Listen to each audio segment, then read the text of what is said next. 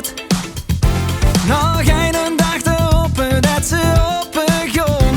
Dat doen die niet vanzelf, dus doe ik het. Maar wat pas morgen als ik weer eens op kan staan. Vandaag blief ik tussen de lakens nog een